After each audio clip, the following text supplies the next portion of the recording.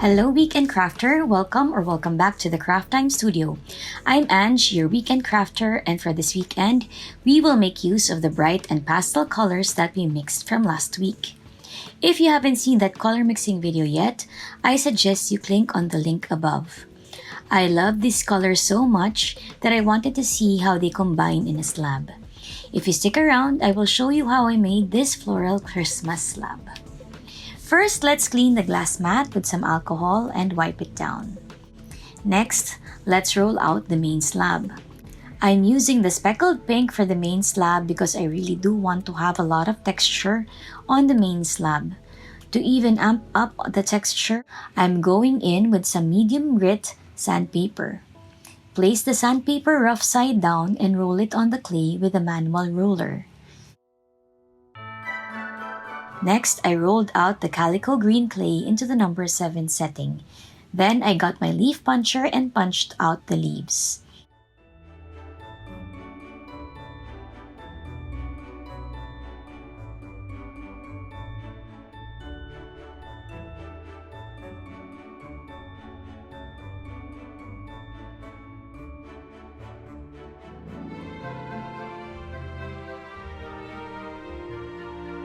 I placed each leaf across the slab. By the way, if your cut pieces are sticking to your surface, you can slide the tissue blade across in order to lift the pieces up. Immediately, this combination is already giving me pastel Christmas vibes. What do you guys think? Now, I draw the veins on these leaves using my detail needle. I start at the center and drag the detail needle across the leaf. Then I draw the sides of the veins.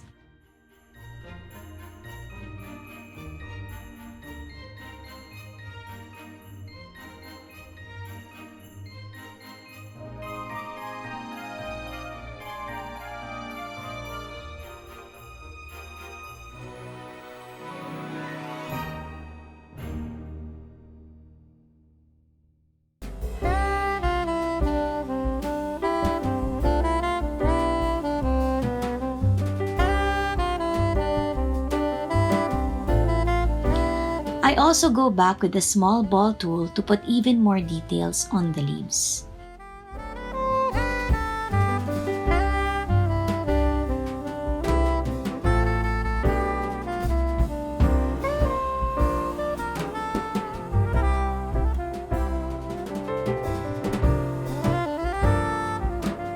Next, let's roll out the almost peach color. Again, let's use the number 7 setting on the roller. I'm rolling them out pretty thinly because we're layering a bunch of flowers on the slab. Punch out the flowers and then place them beside each leaf.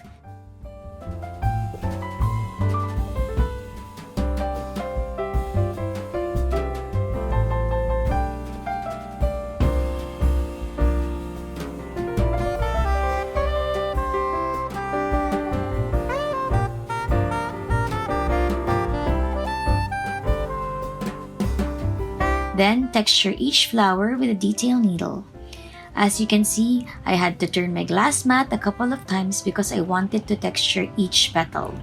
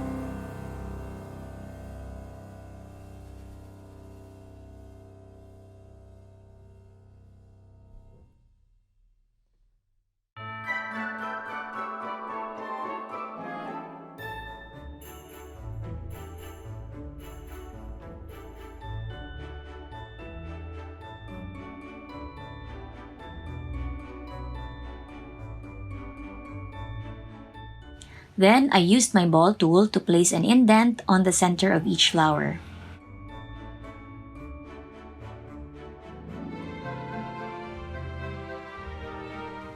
I rolled some butter yellow clay into a coil and I cut these up and rolled them again into small balls that went to the center of each flower.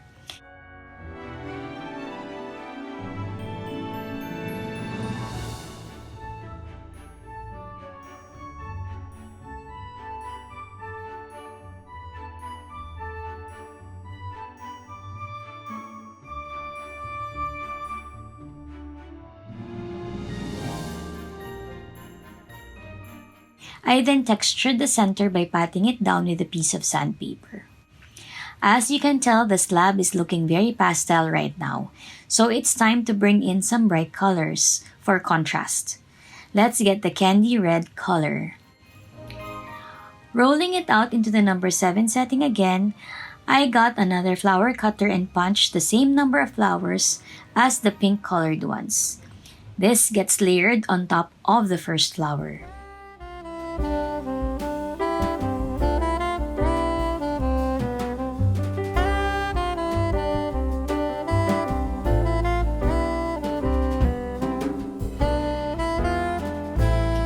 Each flower again gets textured using the detail needle.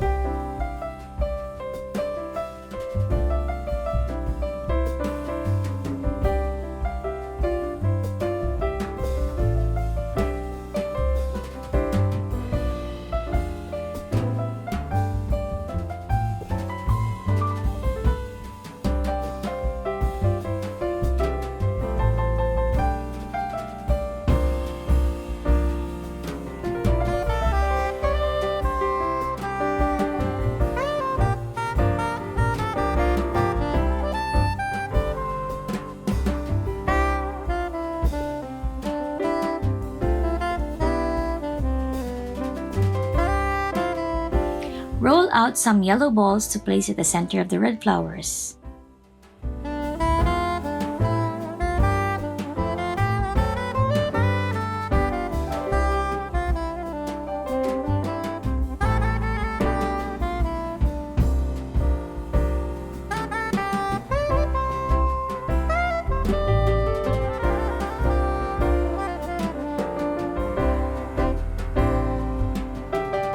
And as with the pink flowers, I came back in by texturing the center with a piece of sandpaper.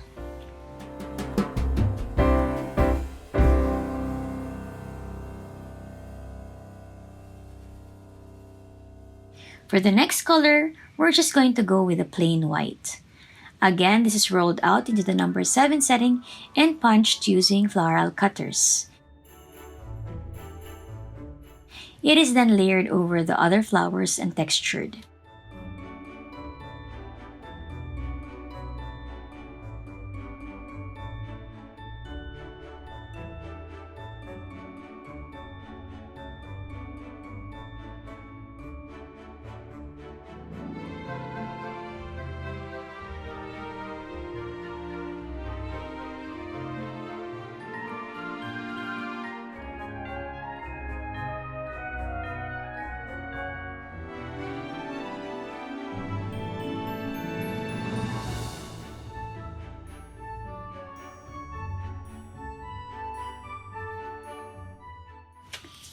Yellow balls are rolled out again to be placed at the center of the white flowers. So far, we've used all the colors in our palette, but I still want to add some more flowers.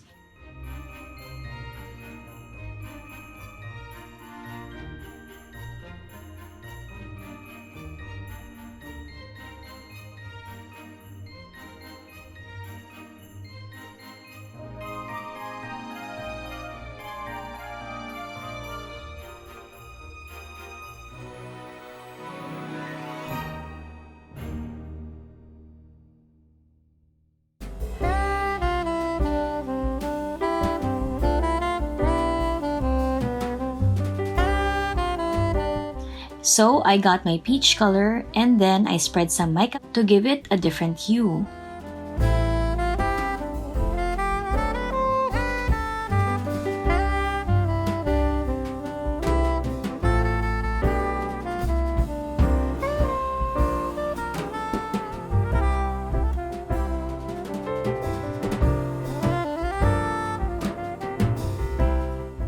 I then got the sandpaper again and pressed it down to give some texture to the slab.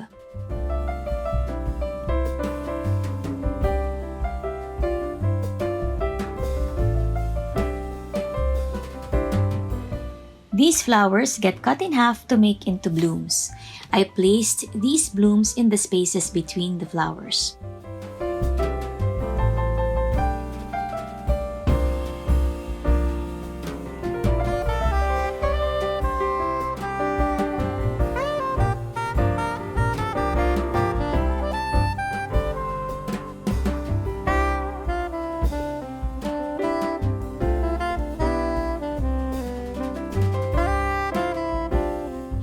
I also flattened out my butter yellow clay into the number 7 setting. I used a small circular cutter and punched circles. I also used the same yellow clay to make thin snakes.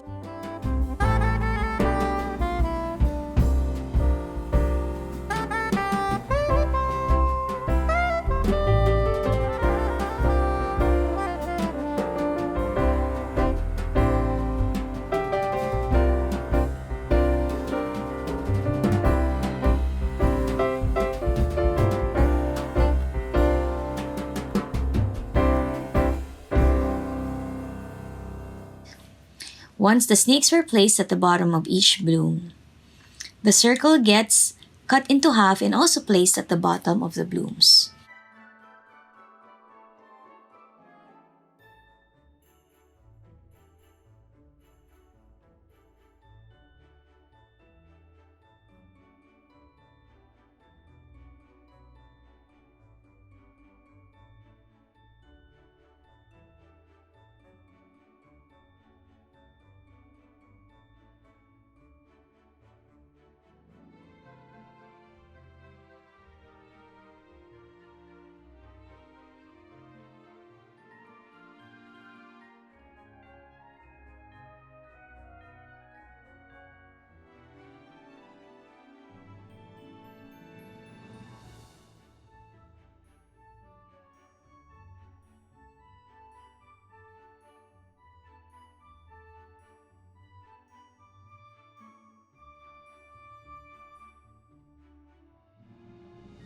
I do the same for the candy red clay by rubbing it with a little bit of mica.